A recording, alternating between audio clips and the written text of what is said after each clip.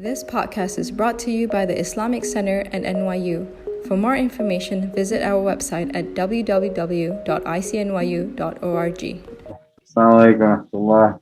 Bismillah. Bismillah walhamdulillah. Wassalatu wassalam ala rasulillah wa ala alihi wa sahbihi wa man wala. Last week we talked about dua and writing du'as. Remember? I think all of you were here last week. Thank you for making it out even on a long weekend. There's no classes in session. Did anybody actually go through that exercise when we got home to write out your du'as or to spend some more time in writing your du'as? So what I wanted us to talk about today, building off of last week's discussion, and maybe I'll actually utilize the chalkboard, I'm not sure, is to understand now fundamentally what the purpose is behind some of these things, right? You make dua. What's the point of making dua, for example? Why do we do it? Why do we do it? Why do you pray or why do you fast? What's like a fundamental component to all of these things? What's the point of it? Let's say we changed the ritual and it wasn't dua, it was like charity or fasting, etc. Right? Like why? What's the thing that links all of these things together? Let me reframe it. When you think about ritual, it's an act. And so the engagement of the act in and of itself has constancy to it, right? You can change your dua in terms of the phrasing of things, the language, what you're asking for. You can change the time of the day, but pretty much it's the same. When you're praying your prayers, they're pretty much the same, right? The mechanics, the form, you can tweak it a little bit in terms of what part of the Quran are you reading, what du'as do you make in the course of your prayer, in different portions and positions of the prayer. The fasting is pretty much the same, you're fasting. You could do it at different times of the year. And in an equation of ritual, what you're going to find essentially is that there's formulas that you can adopt to help also deepen in a relationship with practice. So if we have, for example, this vehicle, you can call it dua, you can call it your salah, you can be your fasting, your charity, whatever it is. And this is you, right? That's me. And what it's connecting me to is God. It's connecting me to Allah. So if these things here have constancy too, they're not necessarily in flux, right? It's the same 2 rak'ahs you're praying in Fajr all the time. It's 2 sunnahs, 2 fard, whatever.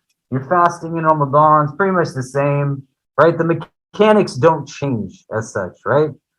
And Allah is Ghani, right? Of the many divine names that he tells us of himself, he is self-sufficient, right? So all of us, we exist in a state that's distinct, right? We're called Abd, right? We're Abd. And you're an Abd because you rely on something. You're not self-sufficient. So everything in existence is an Abd because it's not self-sustaining. And then you can narrow that down to being an Abd of God, right? Abdullah, Abdurrahman, because you are now saying that my reliance I will particularly consciously put onto the divine. But Allah is not an Abd of anything, right? Allah is Ghani, he's self-sufficient, meaning God doesn't change. And so if this doesn't change, and the one that you are engaging through the ritual also is not transformed, the fundamental purpose of all of this is that it's supposed to bring transformation here, right? Because when you're making dua, God is not a birthday cake that you're blowing out a candle and making a wish, right? It's not a genie in a lamp type situation. You know what I mean? The subservience now goes in this direction. And so the nature of this is that it's meant to be transformative of the one who is engaging in it. You see what I mean? Does that make sense? And it's an important part of self-reflection because when you have a religion that is rooted in ritual, it can now become something of a challenge because the ritual can be seen as an ends rather than a means to something, right? And then it can become overtly ritualized. So the mechanics are important. They're not something, though, that are absolute in terms of what is the gain or kind of the movement forward, but they're supposed to be bringing you to something at the end of the day, right? And the status and nature of this and the one that you are praying to means that the only thing that you really control in all of this is the presence of yourself. If there's not awareness of the you that you're bringing to this, it might not necessarily be, well, why is the dua not effective? Or why is my prayer just feeling mechanical? But you got to hone in on, well, what's going on here and what's everything that I'm bringing to it? Does that make sense? What do you think? Transformational of you, but there's a circularity to it, right?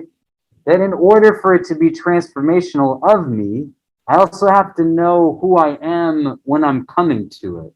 You see what I mean?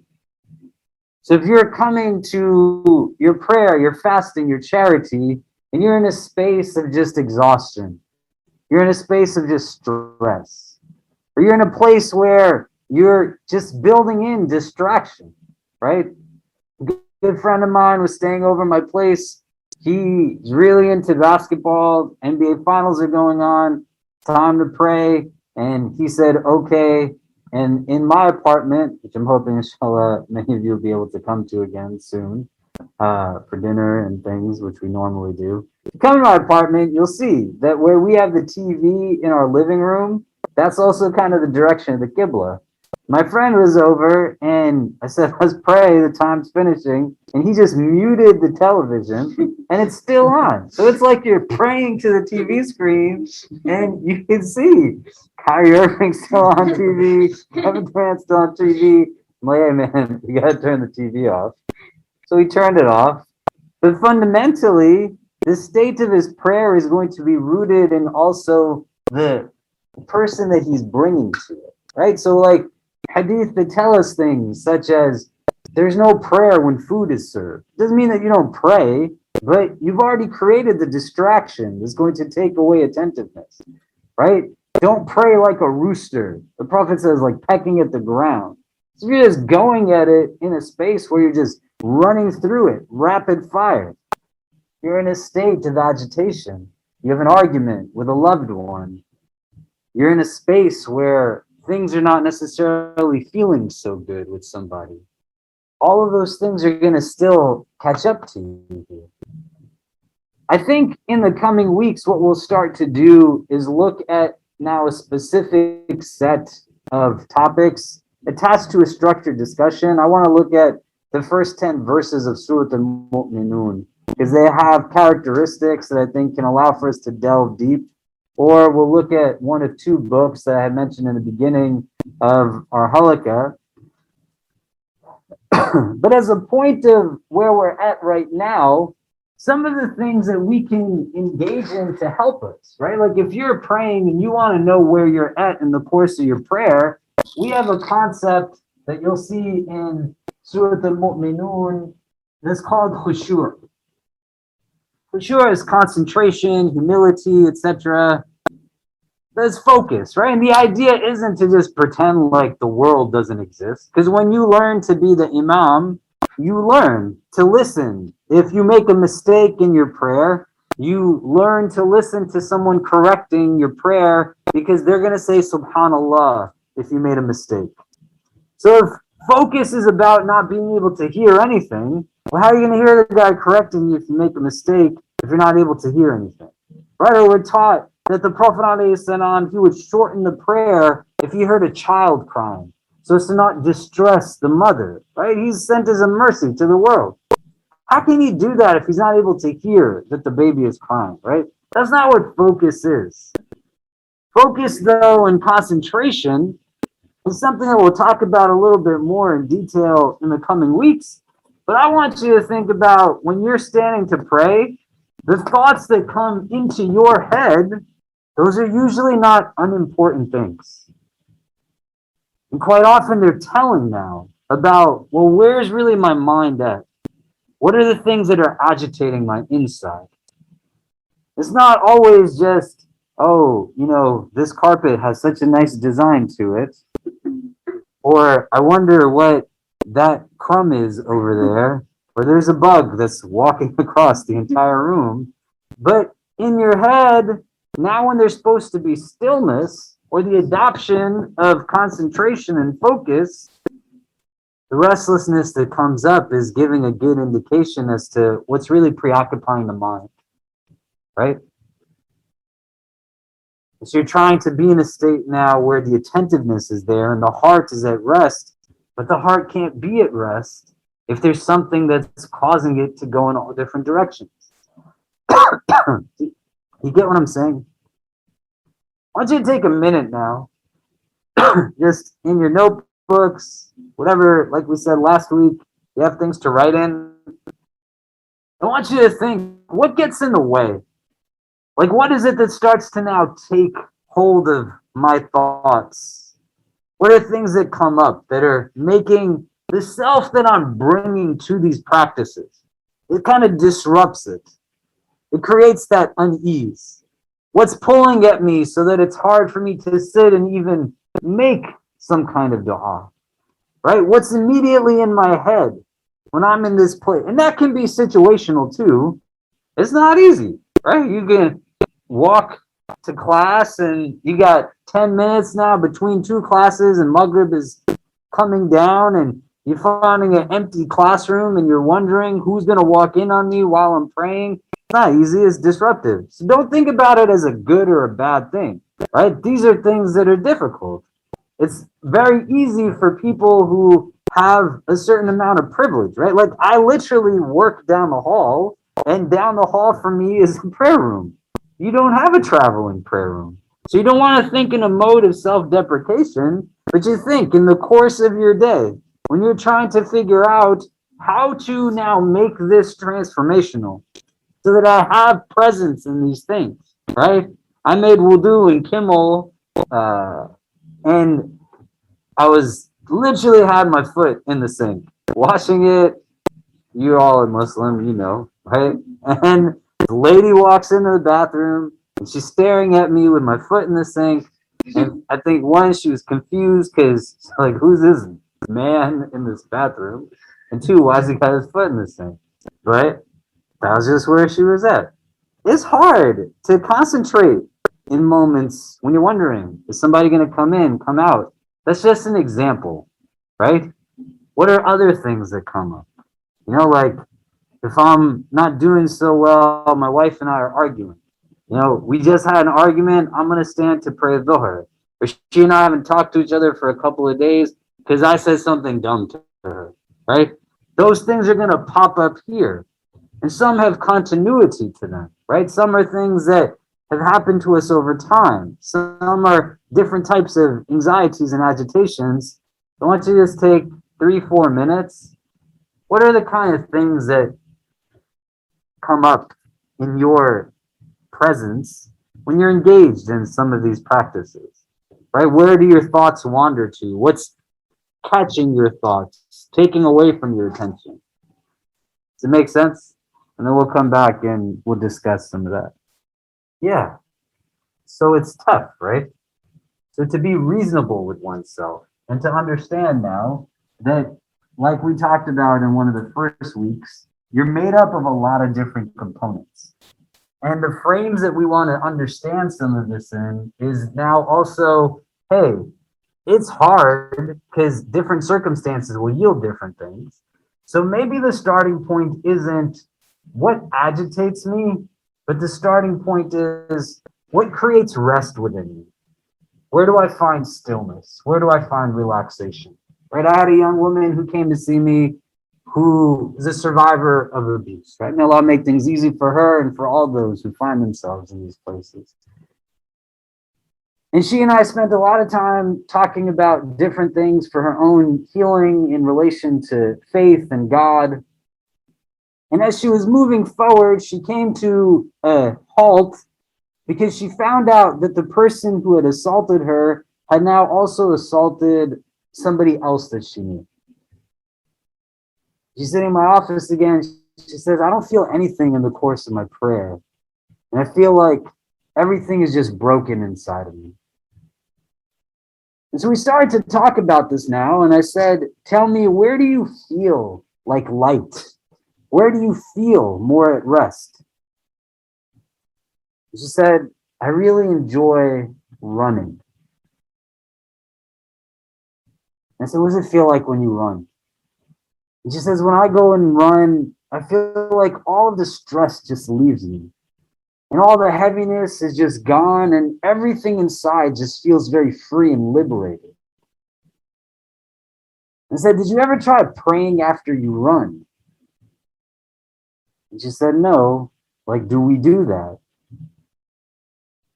Do people do that? And I said, you're not people, you're a person. And you need to have a sense of self-awareness and self-consciousness. So next time you go and you run, try to make some dua. Try to pray a couple of rak'ah. And I saw her a few weeks later and I asked her, how are things going? And she said she went to the track and she ran. And after she ran, she prayed. She said, I haven't prayed like that in so long. And she didn't need to pray like that every single prayer, but she needed to know that it was something that was still possible, that what had happened to her hadn't taken that away from her. Do you understand? And so those spaces of stillness become important because sometimes when you do one of these things, you're just going to have to do it because it's an obligation. It's not about the feeling necessarily. It's the fulfillment of the fard. So you pray Dhuhr at the time Dhuhr comes in because you're not worshiping a feeling. You're worshiping a God who told you to pray at this time. I have a son and a daughter who I love very much. My 6-year-old Kareem, my 8-year-old Medina. And my son wakes up super early and has been doing that since he was like 3 years old. And so when he's awake and he's just bouncing up and down all the time, jumping, cannot stand still for more than 10, 15 seconds at most. He's grabbing my legs, he's pulling on my clothes, he's jumping on my back. That's what Fajr is like in my house. You could be the most focused, attentive human being in the world. When some kid is literally slapping your butt over and over while you're praying, you are going to have disruption to your focus. I could turn to my kid and I could say all kinds of things in anger, or I could recognize that he's a child and he's just being a child. So at that time of Fajr, I'm fulfilling what Fajr requires of me, but maybe I need to seek stillness at a different time of the day. Does that make sense? And so there's going to be some times when you are out there and the institution you're in is not a space that is teaching you, by the way, go take 5 minutes for your own contemplation. Why don't you go take 10 minutes to wash up and pray? Or why don't you sit and make some dua or things like this? So you just try your best. But part of trying your best is also recognizing, how do I then create those opportunities for me to also have stillness? To be in a place where I know what agitates my mind and my heart. So what creates now a release of those things? So if not on a daily basis, every few days, perhaps a couple of times a week, I'm in a place where I can let the heaviness just diminish and I can be super present.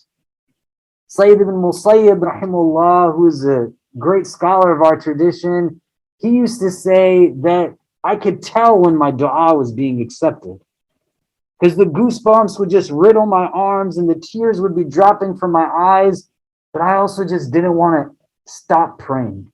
I just wanted to keep praying and keep praying and keep praying.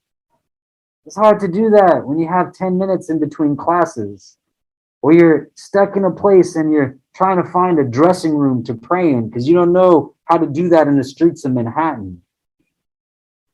It's not a competition between you and anyone. It's just the you are today being able to reach the potential you that you can be tomorrow. But to bring a sense of awareness to it that says, well, here's where I know where it's tough.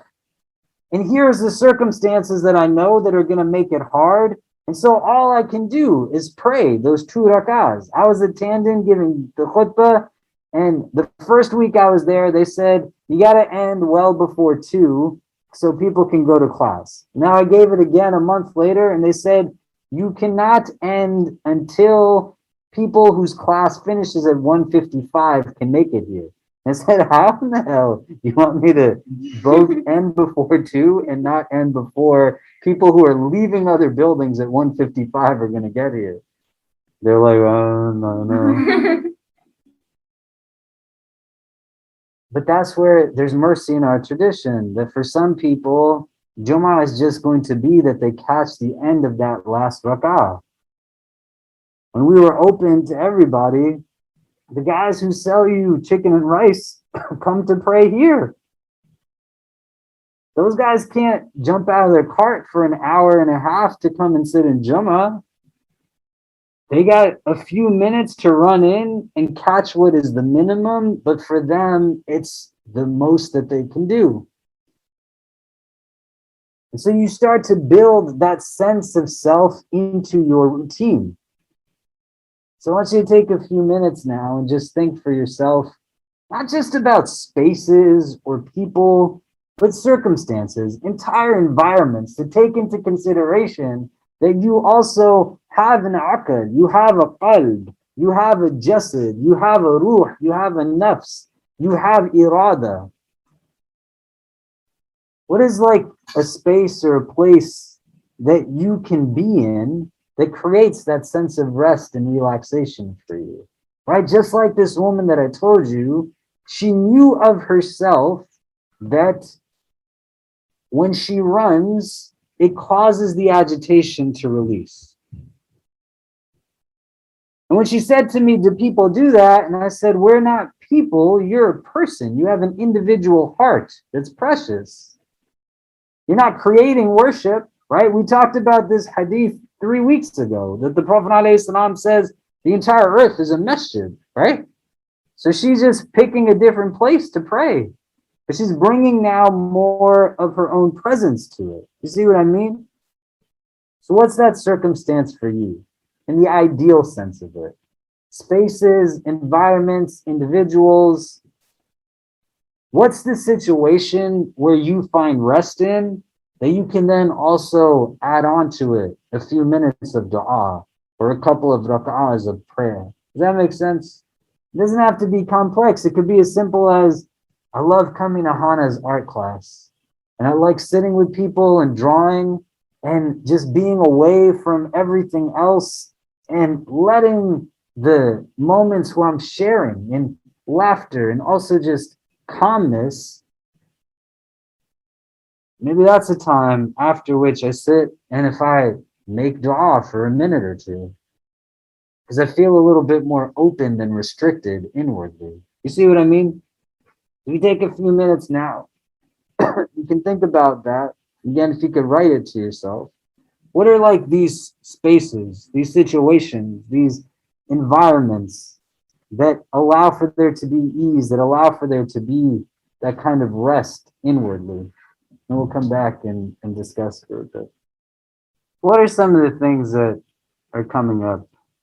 Like if I'm trying to now be in more control of the self that I'm bringing here, what are some of the kind of categories of things that I can have control over that ensure that in the midst of all of that restlessness and agitation, I'm still finding some semblance of real connection?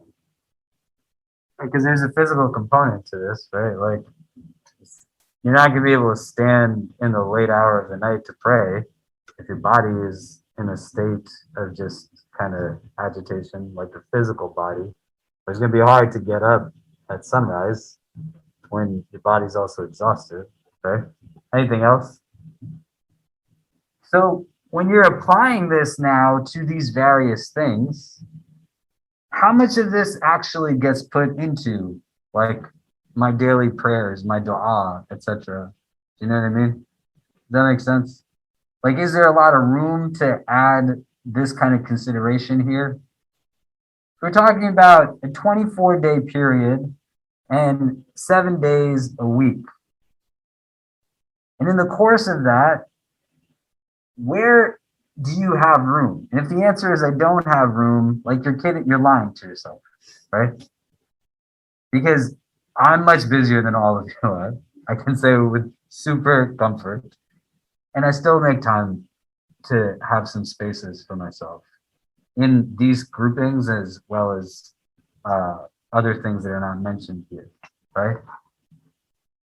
So bringing this deliberately into your routine and into your planning, and then just adding to it, because some of it is probably things that pre-exist. You know, you take long runs, add some dua to that time, right? Sit for a little bit. You're like sweating and breathing heavy. You're literally letting out all of this from your body. You just take a moment to allow for yourself to be in a space where you're comfortable in prayer, right? Some of the other things that are going to come into this are going to be things also like consumption. Noise can be a factor, right? Like the rest of your sensory perception, you know what I mean? But you want to be in a space where you start to like have strategy around this.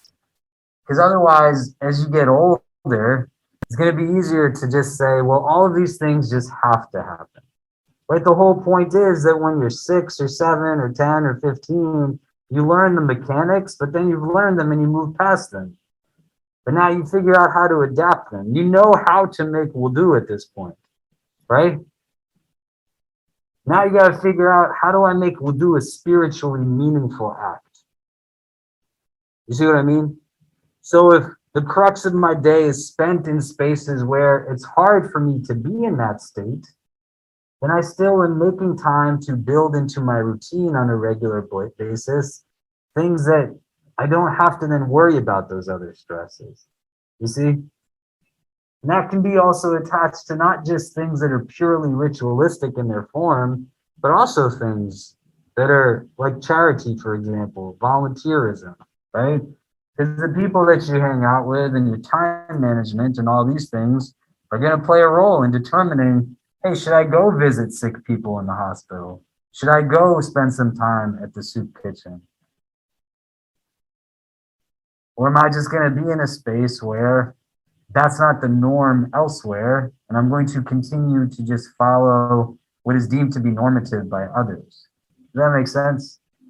And then your prayer is going to be like the rooster pecking at the ground, because you're going to roll out of bed, you're going to just throw yourself up and down on the floor, and you're just going to get back into bed. Anything else that we want to add to this? Great. So what I'd like you to do between this week and next, just spend some time in assessment, right? In the course of your week, how much are you in a space that allows for rest versus a space that allows for agitation? And what are you doing to build deliberate moments of rest and relaxation into the course of your day, into the course of your routine? It could be about getting away from people, right? I love my kids. I love my wife. I love them so much. I love also waking up at 5 o'clock in the morning and going to the gym by myself and just being there, and there's no other noise around it. I really like it.